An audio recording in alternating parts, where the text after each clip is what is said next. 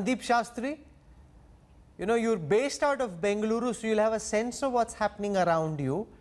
Can the BJP survive without Yediyurappa?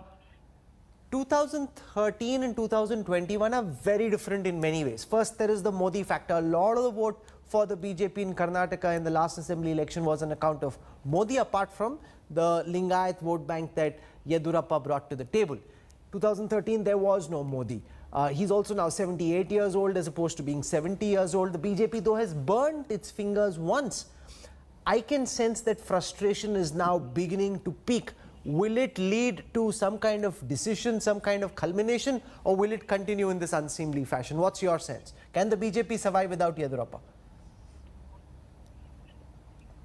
You're on mute right now, Sandeep. Rahul, my own reading of the situation is the BJP central leadership is very clear that it wishes to have a change, but then it is also cautious because it keeps in mind what happened in 2013. So I think right from the time Mr. Yediyurappa took over as chief minister in this round, things have not been comfortable. I have seen a fatigue factor coming in the chief minister. And I think the central leadership is trying to create that situation in the state which makes it inevitable for the chief minister to make way. And if you look at his statements, the caveats he has been adding that when the center wants, I'm willing to leave. And one more point, Rahul. Let's remember Karnataka, the only bastion of the BJP south of the Vindhyas. The nature of the BJP in Karnataka is very different from the rest of the country. The party has broken several rules that it set for itself in Karnataka in terms of the age of the leadership, in terms of family members who are part of a party and in important influential positions. So several rules have been set aside in Karnataka simply because of the unique place that Karnataka had in terms of being the launching pad in South India.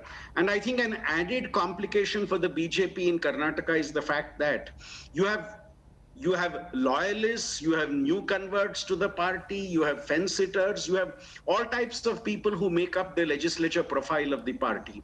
And keeping all these groups together is the challenge.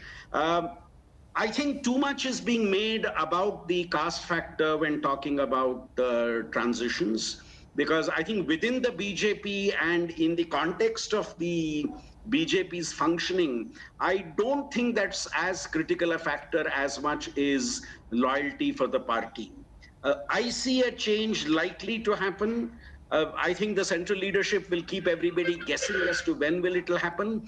And the central leadership will also keep everybody guessing as to who will be the one to replace. And the center has always used, the central BJP has always used that surprise element in these changes. So change, I feel, will be there. The timing is something I think which the central leadership will decide to be able to suit its advantage.